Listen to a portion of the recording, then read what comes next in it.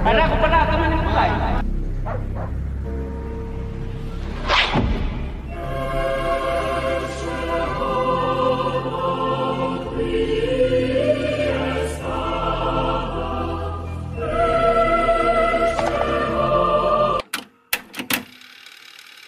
আজকের ভিডিওটি অন্য সব ভিডিও থেকে আলাদা হতে চলেছে। আগের ভিডিওগুলোয় আমরা ক্যামেরা ফুটেজ, এলিয়েন্স, ঘোস্ট এসব নিয়েই জেনেছি, কিন্তু আজকের ভিডিওটা একটু আলাদা হবে। আজকের ভিডিওতে আমি আপনাদের কিছু ফটোগ্রাফ দেখাবো। এর মধ্যে কিছু ফটোস এমন থাকবে যা থেকে আপনাদের কাছে straight up creepy disturbing vibes আসবে, আর কিছু ফটো দেখতে কমপ্লিটলি নর্মাল মনে হবে, দেখলে বোঝাই যাবে না যে আসলে কি আছে এখানে। কিন্তু এইসব ফটোর মধ্যে একটা সিমিলারিটি আছে। এইসব ফটোর পিছনে একটা খুব ক্রিপি এবং ভয়ঙ্কর ব্যাক স্টোরি লুকিয়ে আছে। এই ফটোগুলোর স্টোরি জানার পর আপনারা বুঝতে পারবেন যে এই ফটোগুলোর মিনিং কতটা ডার্ক ছিল।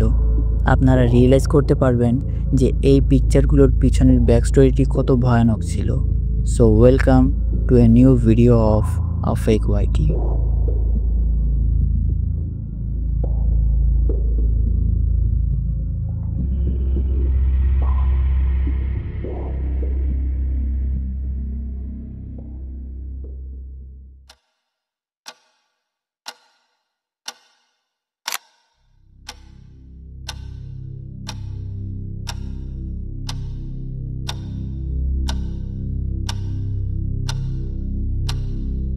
এই ছবিগুলো ভালো করে দেখুন। ছবিগুলো দেখে আপনাদের মনে কি আসছে? দেখতে গেলে ছবিগুলো একই রকম লাগছে, কিন্তু কোনো একটি কারণে এই ছবিগুলো মোটেও স্বাভাবিক মনে হচ্ছে না। প্রতিটি ছবি সমানভাবে ক্রিপি লাগছে। আপনারা যদি প্রতিটি ছবি ভালোভাবে দেখেন, তাহলে প্রতিটি ছবিতে আপনারা একটি অদ্ভুত মানুষের মতো আকৃতি দেখতে পাবেন। আর এই মানুষের মতো আকৃতিকে দেখে মনে হয় যে এটি কোনো হ্যালোউইনের কোনো প্রপ বা কোনো পুতুল, যার সাথে লোকরা দাঁড়িয়ে পোজ দিচ্ছে। কিন্তু একই সাথে এই ছবিগুলো থেকে বেশ আনকমফোর্টেবল ভাইব আসছে। মনে হচ্ছে যে কিছু একটা অদ্ভুত চলছে, এবং এইসব ছবি দেখে মনে শুধু একটাই প্রশ্ন আসছে, এই ছবিগুলোর পিছনের গল্পটি কী? আপনারা যদি এখনও এই জিনিসটি এক্সপেক্ট না করে থাকেন, তবে আমি এটি ক্লিয়ার করে দিই যে এই ছবিগুলো আমি আপনাদের দেখালাম, এগুলোর পিছনে একটি অত্যন্ত লোমহর্ষক এবং ভয়ানক গল্প আছে, যা হয়তো আপনাদের খুব বেশি আনকমফোর্টেবল ফিল করাবে। এইসব ছবির পিছনের গল্পটি জানতে আমাদের ইন্দোনেশিয়ার সুলাওয়েসি দ্বীপপুঞ্জে যেতে হবে। দক্ষিণ সুলাওয়েসির যত পাহাড়ি অঞ্চল আছে, সেই অঞ্চলগুলোতে একটি স্থানীয় আদিবাসী সম্প্রদায় বাস করে, যাদের বলা হয় তোরাজা ট্রাইব। এই আদিবাসী সম্প্রদায় ওই অঞ্চলগুলোতে বহু বছর ধরে, আসলে বহু শতাব্দী ধরে বসবাস করে আসছে। আর এই আদিবাসী সম্প্রদায়ের লোকদেরকে তোরাজান বলা হয়। আমাদের তো এটা জানাই আছে যে এই পুরো পৃথিবীতে সব জায়গায় এই ধরনের অনেক আদিবাসী সম্প্রদায় বাস করে। আর সব আদিবাসী সম্প্রদায়ের মতো তোরাজানদেরও নিজস্ব কিছু অনন্য এবং খুব নির্দিষ্ট বিলিফস রয়েছে। তাদের নিজস্ব কিছু আধ্যাত্মিক বিশ্বাস আছে, যা বাকি বিশ্বের থেকে অনেক আলাদা। তাদের এইসব বিশ্বাসের ভিত্তিতেই এই আদিবাসী সম্প্রদায় এমন কিছু প্রথা, এমন কিছু উৎসব এবং আচার অনুষ্ঠান পালন করে, যা তাদের জন্য একটি খুব স্বাভাবিক এবং মজাদার উদযাপন, কিন্তু বাইরে বিশ্বের জন্য এটি কোনো কাল্টি রিচুয়াল থেকে কম নয়। আমি আপনাদের প্রথমে তোরাজান মানুষদের বিলিফ সম্পর্কে বলি, যা আপনাদের হুঁশ উড়িয়ে দেবে।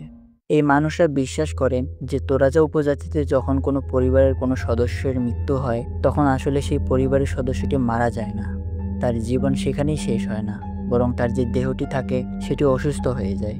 মূলত মৃত পরিবারের সদস্যদের এই পরিবারগুলিতে কেবল অসুস্থ হিসাবেই বিবেচনা করা হয়।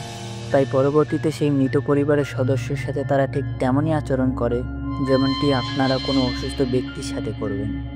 তারা সেই মৃতদেহটি সরাসরি শেষকৃত্য না করে সেই মৃতদেহকে তারা নিজেদের বাড়িতেই রাখে। সেই মৃতদেহকে তারা খাবার খাওয়ায়, পরিষ্কার করে নতুন কাপড় পরায় এবং এমনকি তার যত্ন নেয়, সেবা করে, আর দিনের বেলায় তার সাথে কথাও বলে। এইসব শুনে গা একটু ছমছম করে যে মানুষ মৃতদেহের সাথে কথা বলছে, তার সাথে সময় কাটাচ্ছে।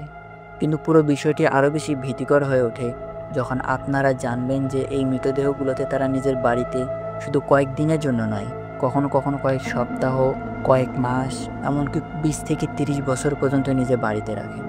আপনারা কি কল্পনা করতে পারেন যে একটি মৃতদেহকে, একটি পচা ক্ষয়প্রাপ্ত মৃতদেহকে আপনারা নিজেদের কাছে রাখছেন, তাও 20 থেকে 30 বছর পর্যন্ত, আর সেই একই বাড়িতে লোকেরা বসবাস করছে যেখানে একটি মৃতদেহও আছে। অবশেষে একটি মৃতদেহকে এত বছর নিজেদের বাড়িতে রাখার পর যখন এই পরিবারের সদস্যর কাছে যথেষ্ট টাকা জমা হয়, তখন তারা তাদের মৃত পরিবারের সদস্যের জন্য একটি খুব জাঁকজমকপূর্ণ এবং খুব ব্যয়বহুল শেষকৃত্যের পরিচালনা করে। এই শেষকৃত্যকে তারা রম্বু সোলু বলে।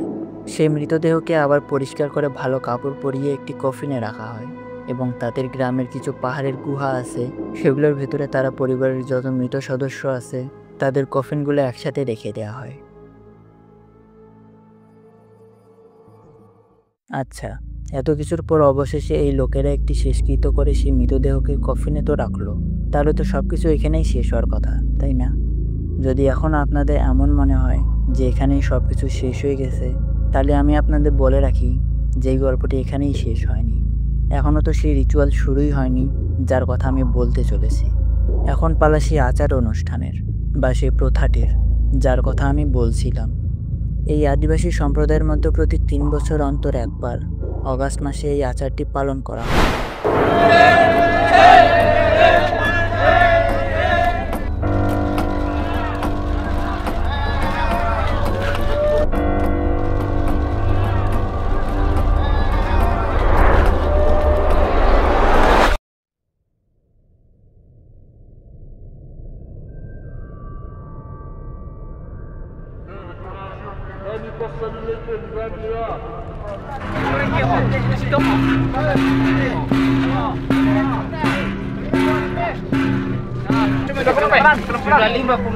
Sudah 50 tahun. Wah, harus lah Jong tuh. Bisa ditiru lah. Ayo. Tiru dulu. Yo sama ada Indonesia. Ada aku pernah teman yang bukai. Ya, Oh, kiri tu pari opole na. Wah, apa kamu lalu tim salimu itu miji pertama. Bagi-bagi lah main jalan. Nombor sisi manusia pakai ini nih. Banana. Namo. Gara-gara mana? Murah tuh misalnya mah. Ada bawa nasrana. Oh, nala. Kasana kata jungo. Terus Berapa? Desir nasrana. Balo tuh. Ada kau tahu? Tapi bisa tempat.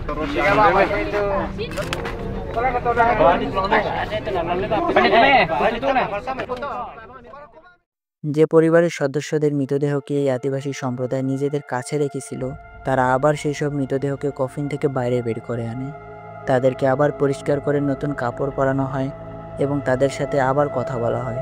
আবার তাদের খাবার পানি offer করা হয়, তাদের favourite জিনিস offer করা হয়, যেমন মিষ্টি, সিগারেট ইত্যাদি। আর এটি একটি পুরো রিচুয়ালের অংশ যা তারা তাদের পূর্বপুরুষদের এবং তাদের যত মৃত সদস্য আছে তাদের প্রতি সম্মান জানানোর জন্য করে থাকে। এই পুরো রিচুয়ালকে মানেনি বলা হয়, যা এই আদিবাসী সম্প্রদায়ের সব পরিবার উদযাপন করে। এটি এমন একটি আচার যা এই উপজাতি সম্প্রদায় বহু বছর ধরে উদযাপন করে আসছে। আর আধুনিক যুগের সময় ক্যামেরা এবং ফোনের সহজলভ্যতার কারণে এই আচার পালন করার সময় পরিবারের সদস্যরা সেই মৃত পরিবারের সদস্যের দেহের সাথে দাঁড়িয়ে পোজ নেয়, তার সাথে ছবিও তোলে। শুরু থেকে এখন পর্যন্ত আমি আপনাদের যতগুলো ভয়ানক দেখতে ভয়ঙ্কর ছবিগুলো দেখিয়েছিলাম, সেগুলো এই গা ছমছমে মানেনি রিচুয়ালের ছবি। এখন আপনারা স্পষ্ট জানতে পারলেন যে এই ছবিগুলোতে যে মানুষের মতো বিষয়টি ছিল সেটি কোনো হ্যালোইন প্রপ ছিল না, বরং এটি ছিল একটি আসল, পচা এবং ক্ষয়প্রাপ্ত মানুষের মৃতদেহ। এই মানুষদের বিশ্বাস যাই থাক না কেন, আমি কোনোভাবে সেটিকে অসম্মান করতে চাই না, কিন্তু যখন আমি এই ছবিগুলো দেখি, সে মৃতদেহগুলোকে দেখি, তখন মনের মাঝে কেন জানি ক্রিপি এবং ডিস্টার্বিং ভাইব চলে আসে। কিছু কিছু মৃতদেহ তো এত বেশি পচে এবং ক্ষয়প্রাপ্ত হয়ে গেছে যে সেগুলোকে দেখেই ভয় লাগছে, আর কিছু কিছু মৃতদেহ তো সরাসরি কঙ্কাল হয়ে গেছে, কিন্তু তবুও লোকেরা এত কমফোর্টেবল যে তার সাথে তারা দাঁড়িয়ে ছবি তুলছে। এই বিষয়টি কোথাও না কোথাও আমাকে আনকমফোর্টেবল ফিল করায়। সবশেষে যখনই আমি এই পুরো আচার সম্পর্কে ভাবি, নিজের পরিবারের সদস্যদের মৃতদেহের সাথে এইভাবে মেলামেশা, যে যাই বলুক না কেন, আমার জন্য এই জিনিসটা পুরো একটা ভয়ানক জিনিস। এবং এই সত্য কেউ অস্বীকার করতে পারে না যে এই মানেনি রিচুয়ালের ছবিগুলো চরম ডিস্টার্বিং।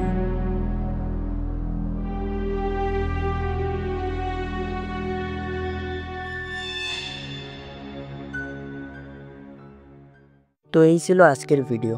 আশা করছি ভিডিওটি আপনাদের ভালো লেগেছে। যদি আপনাদের এমন ডিস্টার্বিং অদ্ভুত ভৌতিক গল্প ভালো লেগে থাকে, তবে আপনারা এই চ্যানেলটি সাবস্ক্রাইব করতে পারেন, কারণ সামনে আরও এরকম অনেক ভিডিও আসতে থাকবে। যদি ভিডিওটি ভালো লেগে থাকে তাহলে লাইক করুন, আর আপনাদের থটস বা মতামত কমেন্টে শেয়ার করুন। দেখা হচ্ছে পরবর্তী কোনো ভিডিওতে। Till then, take care.